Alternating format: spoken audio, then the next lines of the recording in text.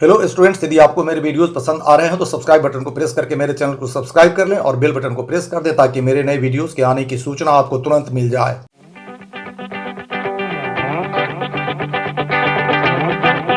Hello students, मेरे YouTube channel पर आप सबों का बहुत बहुत स्वागत है। हम some important words and prepositions पर चर्चा शुरू किए हुए हैं और आज कुछ बहुत ही महत्वपूर्ण और शब्दों को हम समझने की कोशिश करेंगे। सबसे पहले हम कुछ ऐसे शब्दों को ले रहे हैं जो अपने बाद प्रीपोजिशन टू लेते हैं और आपको एग्जामिनेशंस में क्या सब प्रॉब्लम्स दिए जाते हैं इनको भी हम समझाते चलेंगे। तो चलिए आगे हम लोग चलें।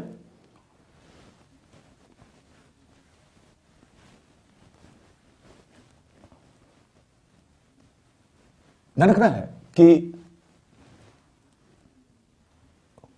जैसे हम कहते हैं प्रेफर या प्रेफरेबल, इन दो शब्दों को पहले हम समझ लें।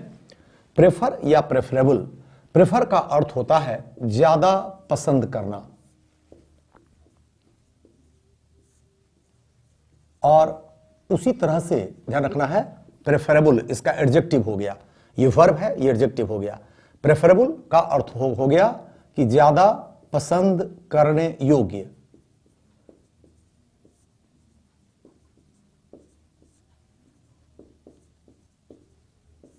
या ज्यादा पसंदीदा, ये सब अर्थ हम लोग लेते हैं।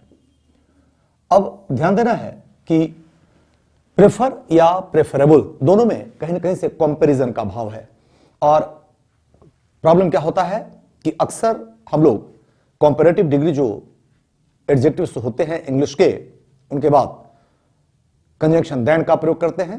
तो हम लोग अपने यहां खास करके इंडियन इंग्लिश में ध्यान रखिएगा कि अक्सर जो लोग लिटरेचर से संबंधित नहीं है या विधिवत इंग्लिश ग्रामर के संपर्क में नहीं है या विधिवत जिन्होंने ग्रामर का अध्ययन नहीं किया है, ऐसे लोग सीधे हिंदी से इंग्लिश बनाते हैं और भाव को इंग्लिश में ट्रांसलेट कर देते हैं। तो यह आवश्यक नहीं है कि जो आपने भाव इंग्लिश में ट्रांसलेट किए वो सेंटेंस ग्रामर के दृष्टिकोण से करेक्ट हो। तो यहां हम लोग आमतौर पर क्या करते हैं, ध्यान रखिएगा कि प्रेफर या प्रेफरेबल के बाद हम लोग कंजंक्शन देन लगा देते हैं। प्रेफर देन, प्रेफरेबल देन, ये नहीं होता है, ध्यान रखना है। ये अपने बाद प्रीपोजिशन टू लेते हैं।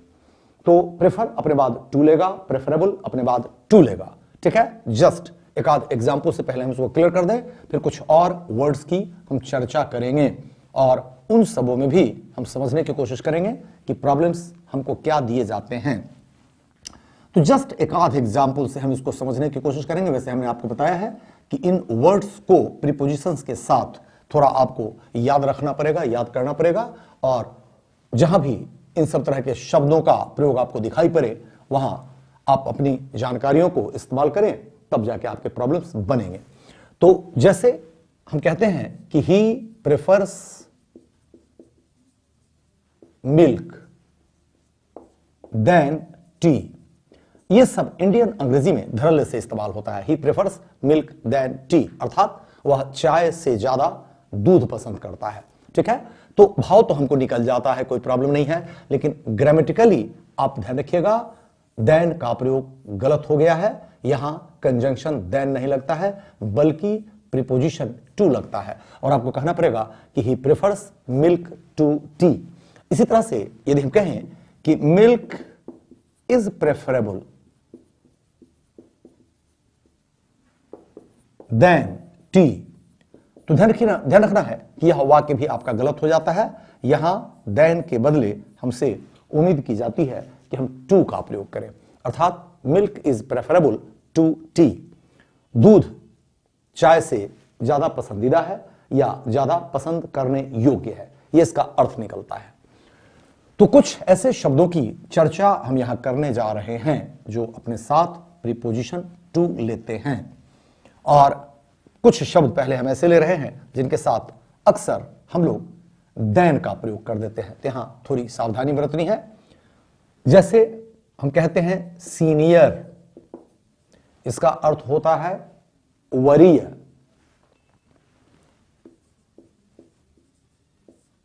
इसी तरह से हम कहते हैं जूनियर, इसकी हिंदी हम लोग आमतौर पर लेते हैं कनीय। सुपीरियर, बढ़िया, बेहतर, ये सब इंप्लाइड मीनिंग होता है इसका। इंफीरियर,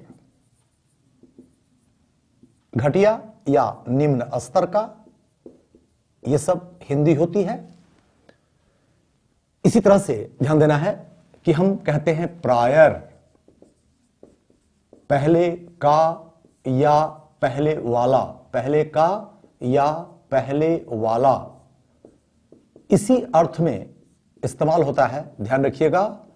एंटेरियर, सेम मीनिंग, और इन दोनों के एंटोनिम के रूप में इस्तेमाल होता है पोस्टीरियर, जिसका अर्थ होता है बाद का या बाद वाला।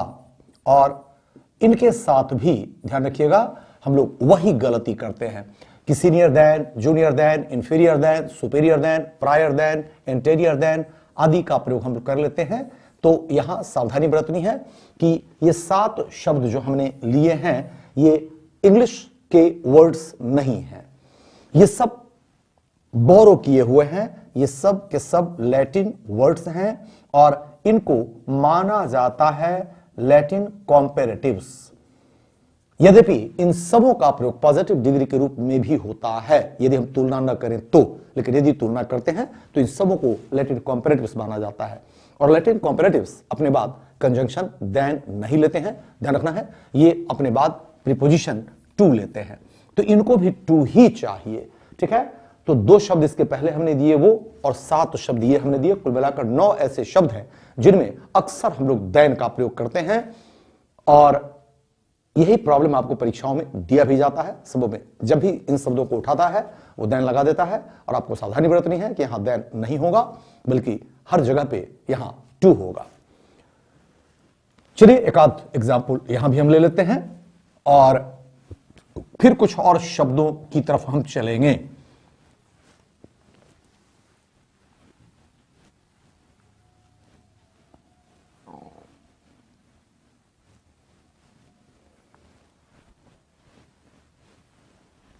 जैसे ध्यान रखना है, हम अक्सर इस्तेमाल कर देते हैं कि he is senior than me, she is junior than you. तो ये सब आम लोगों के लिए 100% एक्सेप्टेबल अंग्रेजी है, ध्यान रखिएगा। चूंकि जिनको लैंग्वेज का टेस्ट नहीं पास करना है, ग्रामर का टेस्ट नहीं पास करना है, बल्कि केवल अपनी बात बतानी है और दूसरे को अपनी बात समझनी है ना, तो उतना से काम चल जाता है। लेकिन आपको एग्जामिनेशन के लिए ध्यान रखना पड़ेगा कि यही आपसे उम्मीद करेगा कि यहां देन नहीं होगा, यहां प्रीपोजिशन टू होगा, उसी तरह से यहां देन नहीं होगा, यहां प्रीपोजिशन टू होगा। तो कुल मिलाकर इन 9 शब्दों को बिल्कुल अलग से ध्यान में रखिएगा, जिनके साथ जब भी प्रॉब्लम देता है तो देन का प्रयोग करके देता है। और अपने यहां खास करके इंडिया में हम लोग निश्चित रूप से सीनियर देन, जूनियर देन को एक्सेप्ट करते हैं, कोई प्रॉब्लम नहीं है। केवल एग्जामिनेशन के दृष्टिकोण से ध्यान रखना है कि ये सारे शब्द आपके गलत होंगे। इसी तरह से कुछ और शब्दों को हम ले रहे हैं, ध्यान रखिएगा। जैसे हम कहते हैं कमिटेड टू, प्रतिबद्ध, और यह भी अपने बाद प्रीपोजिशन टू लेता है, किसी चीज के प्रति प्रतिबद्ध, वचनबद्ध, है ना, तो टू ले लेता है। इसी तरह ध्यान रखना है कि डिवोटेड, हिंदी इसकी बनती है समर्पित, यह भी अपने बाद टू लेता है। डेडिकेटेड, इसकी भी हिंदी हम लोग लेते हैं समर्पित, यह भी अपने बाद प्रीपोजिशन टू लेता है ना। तो किसी चीज के प्रति समर्पित, यह हिंदी हम लोग लेते हैं। लेकिन होता क्या है कि हम लोग हिंदी कभी कभी ले लेते हैं कि उसके लिए समर्पित, इस चीज के लिए समर्पित, और फिर हम लोग क्या कर देते हैं, फॉर लगा देते हैं। ठीक है, इस चीज के लिए प्रतिबद्ध, ये सोचकर फिर हम लोग क्या करते हैं, फॉर लगा देते हैं। तो यहां आपका प्रॉब्लम होता है कि टू के बदले यहां पर फॉर का प्रयोग करते हैं।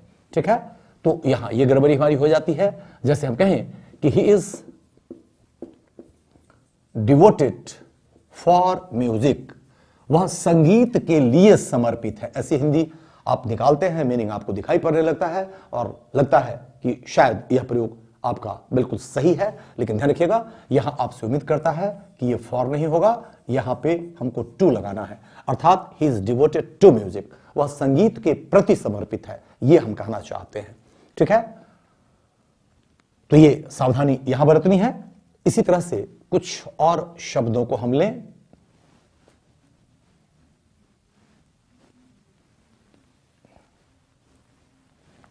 फेथफुल अर्थ होता है वफादार, विश्वासी, ये सब अर्थ लेते हैं। इसी अर्थ में ध्यान रखिएगा इस्तेमाल होता है लॉयल, इसका भी अर्थ होता है वफादार, भरोसेमंद, है ना, ये सब हिंदी हम लोग लेते हैं। तो फेथफुल या लॉयल, ध्यान रखिएगा ये भी अपने बाद प्रीपोजिशन टू लेता है, किसी व्यक्ति के प्रति वफादार, है ना, जिसको हिंदी हम लोग सोच लेते हैं किसी व्यक्ति के लिए वफादार, और फिर गलती यहां हम लोग क्या कर लेते हैं कि प्रीपोजिशन टू के बदले हम लोग फॉर का प्रयोग कर लेते हैं, तो ये भी प्रयोग आपका नहीं होता है। ठीक है, तो फेथफुल टू, लॉयल टू, ये प्रयोग हम करेंगे। इसी तरह से ध्यान रखना है कि ओबीडिएंट, आज्ञाकारी, ओबीडिएंट,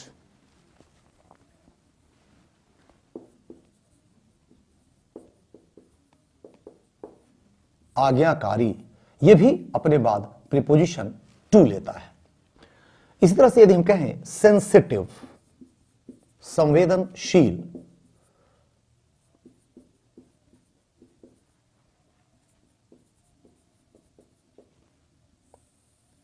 यह भी अपने बाद प्रीपोजिशन टू लेता है।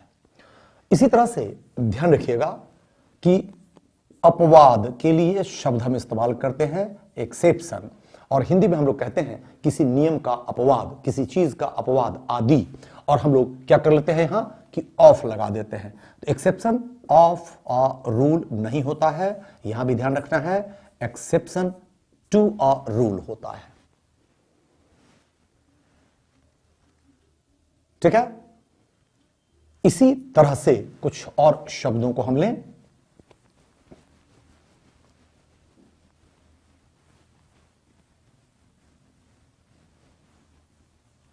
लायबल, किसी चीज के लिए कानूनी रूप से उत्तरदायी, ये इसका अर्थ हो जाता है।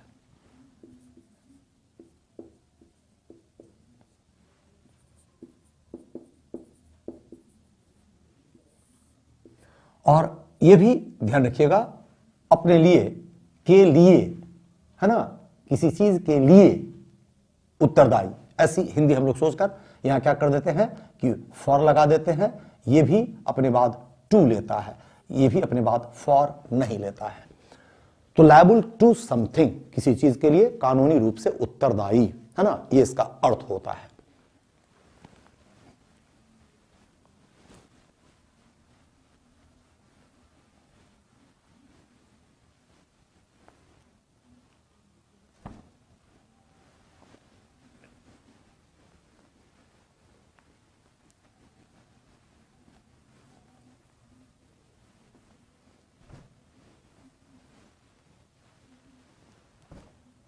काइंड, ध्यान रखिएगा अर्थ दयालु, तो काइंड के साथ भी प्रीपोजिशन टू लगता है। जैसे हम कहें कि काइंड टू एनिमल्स, जानवरों के प्रति दयालु, है ना, फिर वहां यही खतरा आपको रहेगा कि जानवरों के लिए दयालु, और यहां फॉर आपको समझ में आने लगेगा या यह करेक्ट नजर आने लगेगा, तो यह भी बिल्कुल नहीं होता है।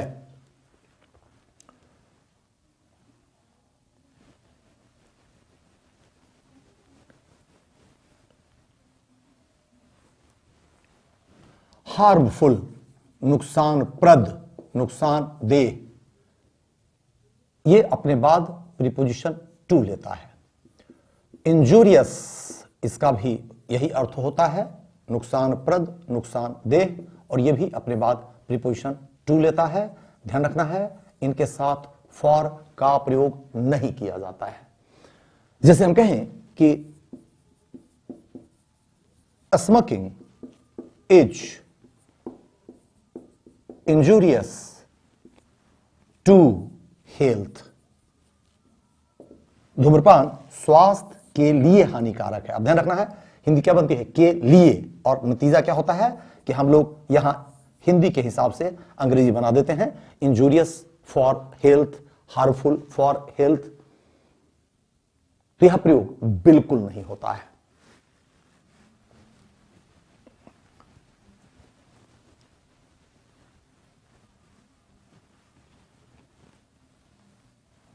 फिर ध्यान रखिएगा कि आदि अभ्यस्त, इस अर्थ में एडिक्टेड का प्रयोग होता है, पहले भी कभी हम समझाए हुए हैं, ठीक है। ये बुरी आदतों के लिए होता है, जिसको कहा जाता है व्यसनी, है ना। एडिक्टेड भी अपने बाद प्रीपोजिशन टू लेता है। इसी तरह से ध्यान रखिएगा कि अभ्यस्त या आदि के अर्थ में हम लोग एक शब्द इस्तेमाल करते हैं, हैबिचुएटेड। इसी अर्थ में हम लोग इस्तेमाल करते हैं एकस्टम्ड। इसी अर्थ में यदि बी क्रिया के साथ आप इस्तेमाल करते हैं यूज्ड को, तो यूज्ड यहां अर्थ ले लेता है एकस्टम्ड का। पिछले किसी लेक्चर में हम समझाए हुए हैं कि यूज्ड टू मॉडल का भी काम करता है, और जब मॉडल का काम करता है तो यह अपने बाद भी वन लेता है, लेकिन जब यह एडजेक्टिव का काम करता है और अपने बाद टू लेता है तो यह टू अपने बाद भी वन नहीं लेता है, बल्कि आवश्यकता अनुसार यहां हम लोग समथी का प्रयोग करते हैं, या हम यदि वर्ब का प्रयोग करते हैं तो यहां भी फोर का प्रयोग करते हैं। और यह चीज भी पहले हम आपको समझाए हुए हैं। अब जस्ट एक आध एग्जाम्पल हम ले रहे हैं। जैसे हम कहें कि he is addicted to wine, वह शराब का आदी है। अब यहां वाइन क्या है, नाउन है। अब हमने वाइन का प्रयोग कर दिया कि वह शराब का आदी है, वह शराब का अभ्यस्त है। अब अगर किसी में हम ड्रिंक शब्द का प्रयोग करना चाहते तो हम कहते कि he is addicted to drinking, वह पीने का आदी है ना। अर्थात यहां ड्रिंकिंग का इंप्लाइड मीनिंग होता है ड्रिंक, शराब पीना, है ना। तो जब आप कहते हैं ड्रिंकिंग, इसका मतलब है शराब पीने का आदी। तो वाइन हमने इस्तेमाल नहीं किया, केवल हमने ड्रिंकिंग का प्रयोग कर दिया और इसी से पता लग गया कि वह शराब पीने का आदी है, शराब पीने का अभ्यस्त है। अब यहां जो प्रॉब्लम दिया जाता है वो पहले भी कभी हम समझाए हुए हैं कि यहां आपको भी वन करके टू ड्रिंक कर देता है, जो नहीं होना चाहिए, क्योंकि हमने कहा कि इस जगह पे जो टू है ये इंफिनिटिव का अंश नहीं है, इंफिनिटिव पार्टिकल नहीं है, बल्कि यह प्रीपोजिशन है, और प्रीपोजिशन अपने बाद भी फोर लेता है, ठीक है। तो एक सिचुएशन यहां है आपके लिए।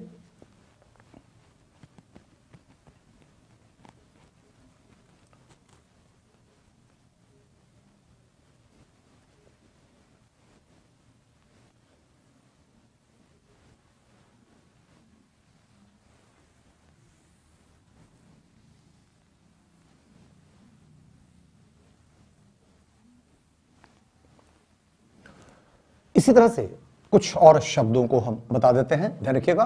इनके साथ भी अक्सर हम लोग फॉर का प्रयोग कर देते हैं।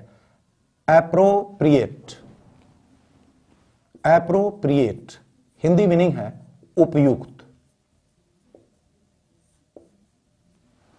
उसी तरह से इसका विपरीत शब्द है इनएप्रोप्रिएट, उपयुक्त, अनुपयुक्त।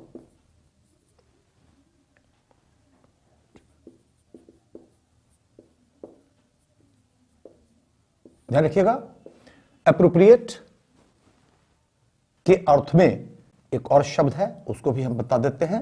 ये शब्द है पर्टिनेंट, इसका भी अर्थ होता है उपयुक्त। और एक शब्द है इम्पर्टिनेंट, इसका अर्थ होता है अनुपयुक्त।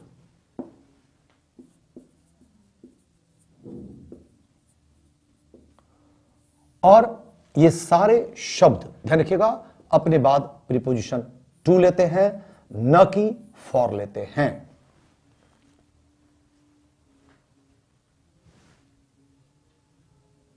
अतः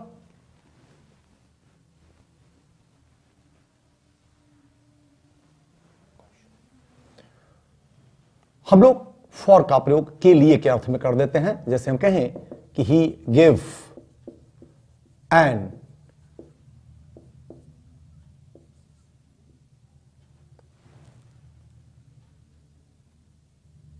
चलिए थोड़ा सा सेंटेंस हम बदल दें।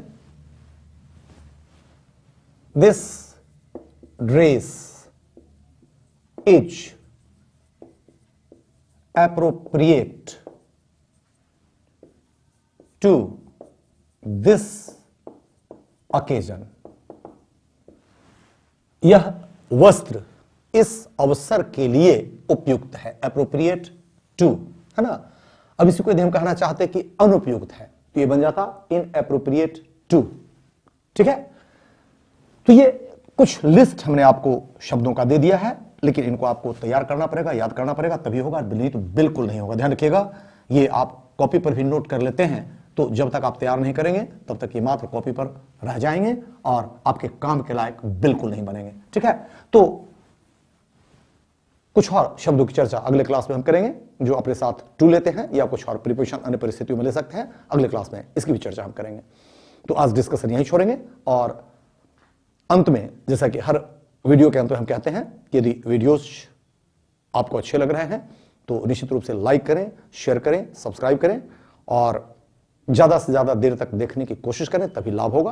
क्योंकि मुझे जो रीडिंग मिल रही है यूट्यूब के माध्यम से उसमें यही है कि आप लोग वीडियो वॉच बहुत कम करते हैं। ठीक है, तो वो लाभ नहीं देने जा रहा है। और जैसा कि मैं बार बार कह रहा हूं कि रिजल्ट वैसे ही स्टूडेंट्स का आएगा जिनकी अंग्रेजी कुल मिलाकर बहुत अच्छी है या जो बहुत अच्छा परफॉर्म कर सकते हैं। और बहुत अच्छा परफॉर्म करने के लिए ये सब सिचुएशंस आपको डेवलप करने पड़ेंगे, अन्यथा वो सेट्स बना के, जैसा कि मैं पहले भी बताया हूं कि वो जस्ट गेस पेपर की तरह है।